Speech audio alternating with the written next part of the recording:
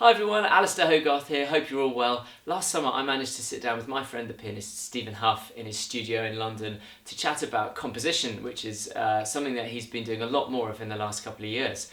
I have a group called the Prince Consort and we've commissioned him to do a couple of different song cycles for us. More imminently, Stephen has his brand new third piano sonata which he's premiering later this month.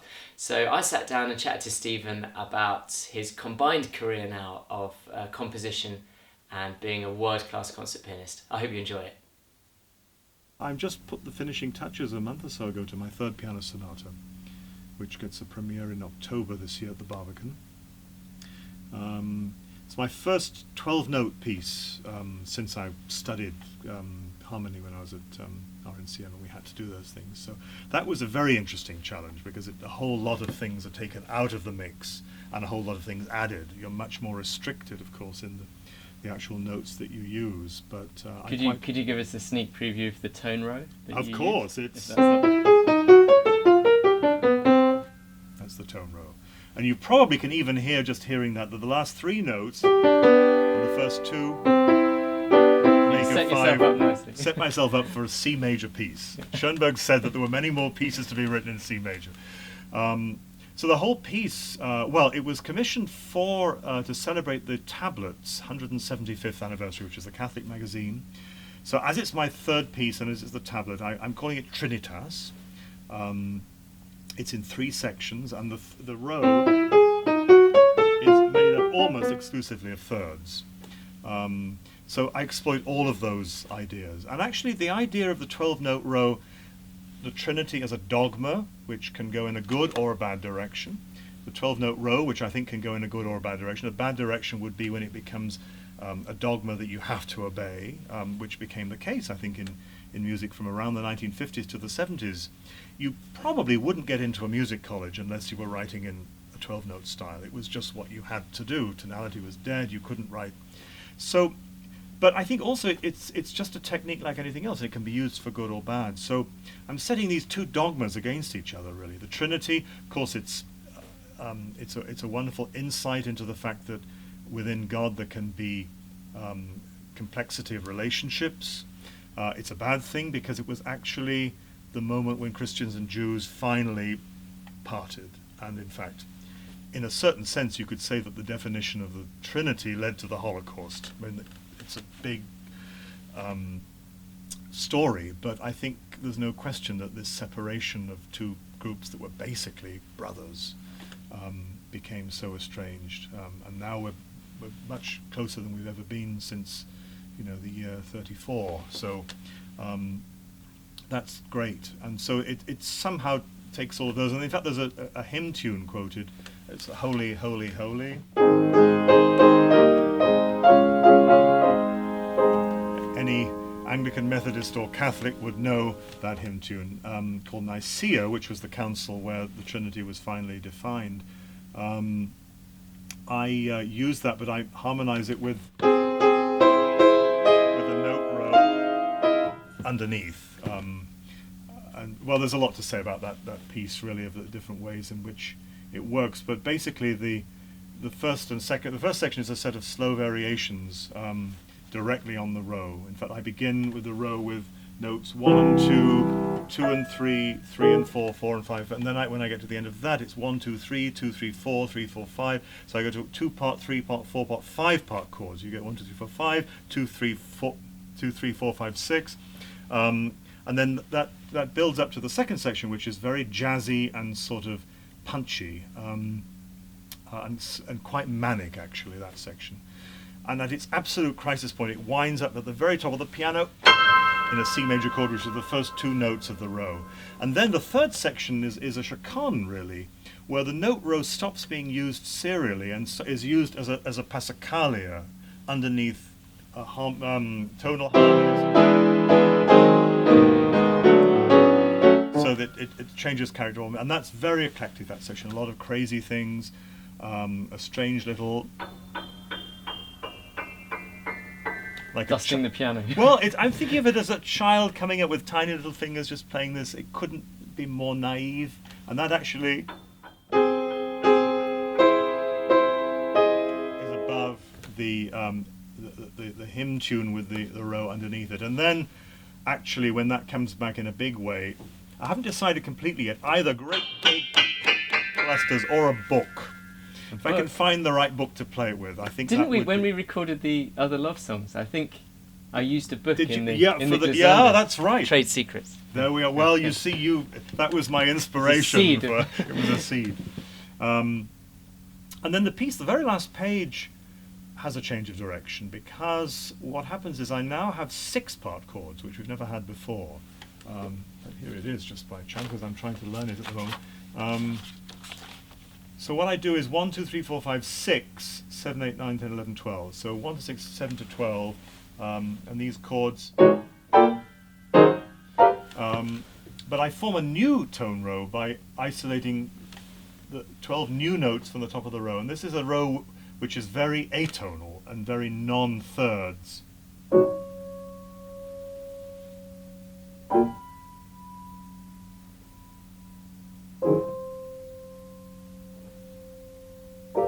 so on. So you have, there's different, how many? 1, 2, 3, 4, 5, 6, 7, 8, 9, 10, 11, 12. Yeah, there are 6 versions of the row in 2 6-part chords. So very Trinitarian, very threes. And then the very last line,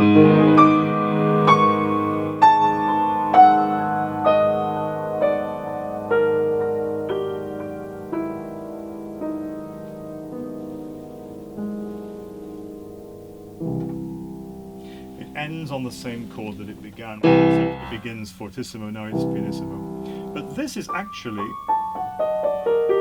another 12-note row. And it's where it was, what seemed like just decoration underneath now has become, in the very last line, a new row. And this, of course, is the original row at the top, almost inaudible. It's 3 Ps above a forte. Do you improvise at all, which I sort of see as the middle ground between composition and actually playing? Do you do that on a regular basis? Or? Not really. Sometimes I would improvise, and out of that I can get some ideas that I write.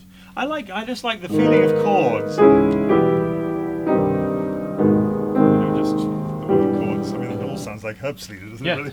But I just like the way chords work with each other. And just the way the piano rings. I never tire of the way that sounds. Just a simple major or minor chord on the piano has such colour and such vibrancy. But I certainly don't improvise. I would never improvise in public. Probably not even a public of one. Mm-hmm. What about you? Do you improvise? I do a lot, but only jazz style. Oh, well, that's fantastic. Which is incredibly. It always surprises me, I guess, how much theoretical knowledge there is behind it, because it's so easy to walk into the Savoy and hear what sounds like this kind of cocktail music. Yeah. And then you when you study it and try and do it yourself really properly. Yeah. It's such a discipline, and it takes such a craft to be able to do that. So I do, and I find from improvising I listen a bit deeper. I think when you're creating the sounds, there's something quite earthy about the way you listen. I don't know if you agree. But. No, I mean, everyone didn't they? It was part of being a musician, was composing and improvising. I mean, those were things that people had to do. And I think it survives only really in jazz and in the organ world. I think for a major organ position, you'd have to be able to improvise, wouldn't you? It would certainly be part of what you have to do in a church job. So, but no, I think it's very important. And also, of course, it's just the practical element of getting out of a difficult situation. Tight spot. If you forget or something's going wrong, just to know how you work with harmony, and I think actually that the way harmony tells the musical story is something sometimes with students. I just know that they've not thought of this. I know that the way that harmony goes to that harmony, it's not significant enough in their soul. Whereas and especially if we go back when music was less chromatic, less, well, I was going to say rich, but I don't mean it was less in terms of quality. But if you're talking about a composer like Weber or even Beethoven, when harmonies change, things really are important. And if Beethoven is going to have the second movement of the Fifth Concerto in E major, that shouldn't just be, it's in E major. It should be a moment of taking a breath, because that first chord has to, not only is it so beautifully spaced, the way Beethoven has all these fifths and then just that G sharp on the top. So I think that's all part of improvising, isn't it? Of choosing chords. It's of seeing what composers chose and therefore choosing along with them at a later date. Do you write at the piano, or do you write when you're traveling on a plane, or how does it work out? Both, really. I usually start away from the piano with an idea. Sometimes it can be a very big idea of the whole piece, of a certain kind of concept, an emotional concept, a harmonic concept, a one chord out of which something will come. I've never written any music where I haven't along the way tried it at the piano to see how it will sound. It's partly because it's a shortcut, I suppose. It's partly because by trying it, I find that I'm then inspired to try something different in a way that if I'm away from the piano, I don't. If I only ever composed at the piano, I think I would also limit myself, because there are certain things you can't conceive here. You have to get away, you have to walk. And I find walking around, even just around cities where I'm visiting or around London, ideas come to me, and particularly the bigger picture ideas. Because a piece, a 3-minute piece is one thing, but if you're writing a 20-minute piece, you just have to get a sense of perspective on that. You have to stand back and look. And I love the fact that I don't write all the time. So I have time. If someone wants a piece, it's usually going to be about a year of work on that piece. In fact, the third sonata has been 18 months, but I heard about it 2 years before the performance, so I had plenty of time.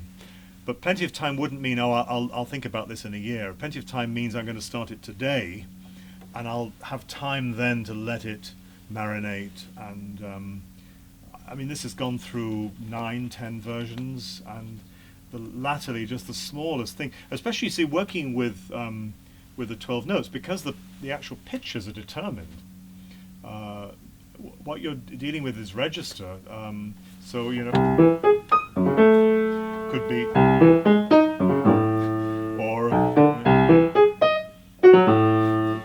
so I've tried every different permutation, and these final chords that we played before, there's all kinds of ways, and every one has been through everything, and I really struggled to get these to sound exactly as I wanted to, whether it would be the first, and that's quite nice, but because I wanted to begin with the C in the bass, because I'm going towards here,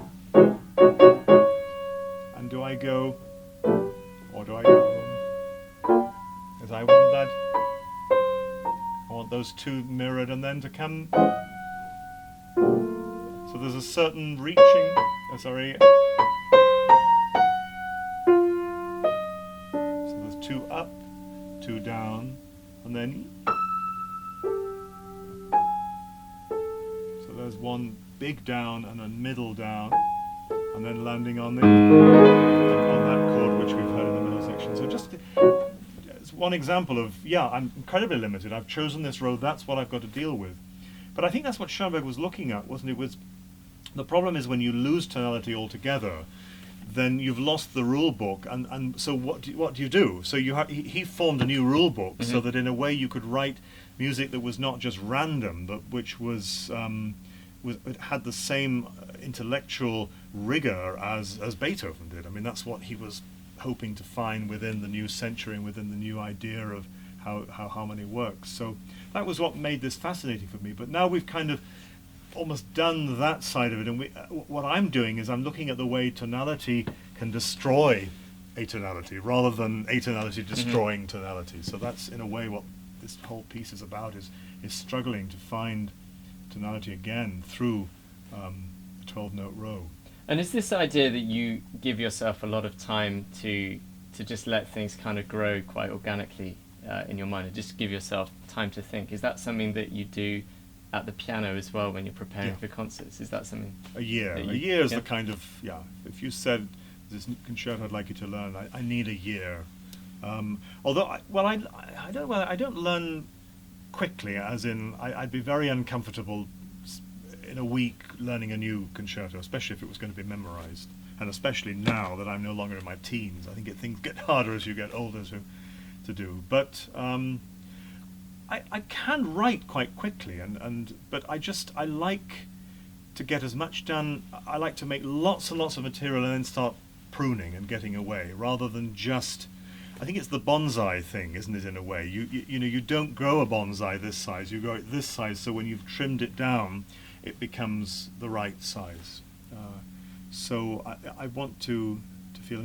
So I've written some smaller pieces in shorter spaces of time. I've written pieces in one afternoon, but if it's a serious piece, I think it needs time. You need to allow that space. You have to live with it, and I like to leave things. Also, when I'm learning a piece, to learn it so that it's memorized, and then leave it for 3 weeks, come back, and I think it's the way you're always discovering fresh things about a piece. It never becomes routine, and you don't fall into habits of rubato or habits of of interpretation in that way.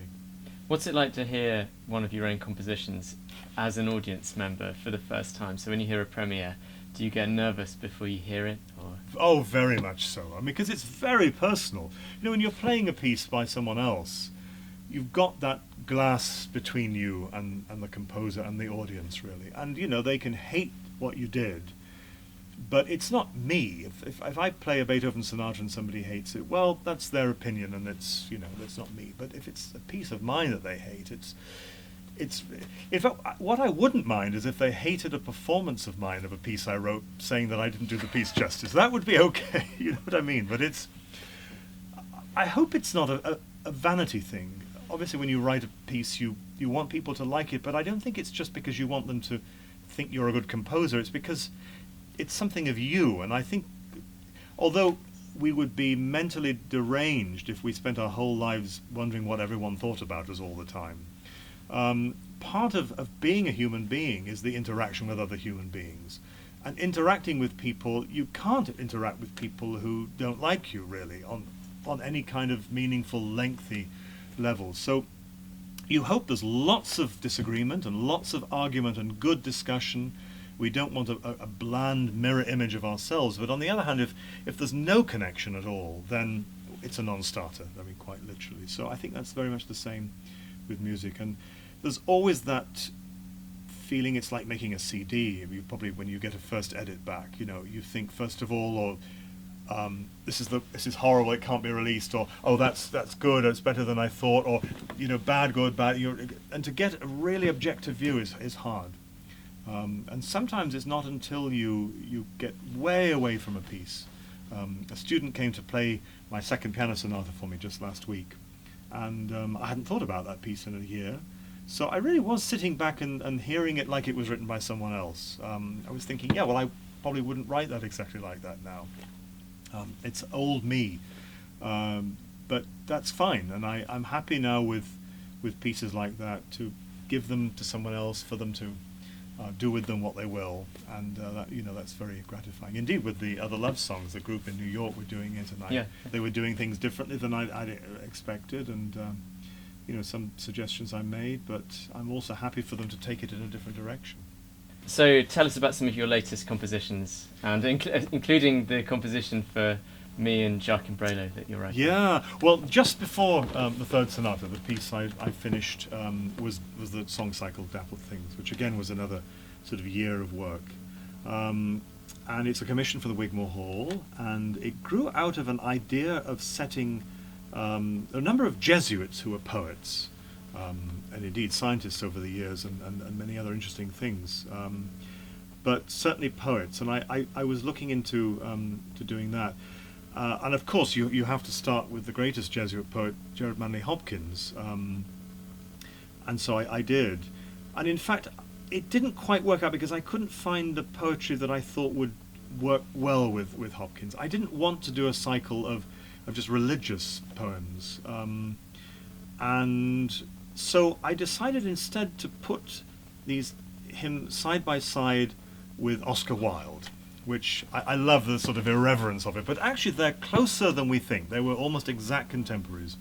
They both have a strong Irish part of their lives, because Hopkins went to Dublin as a priest, and Hopkins converted to Catholicism, was interested in his late teens, as was Oscar Wilde, but he actually didn't go ahead with it. On his deathbed, Hopkins seems to have had very, very severe doubts, or at least real dark difficulties with his faith.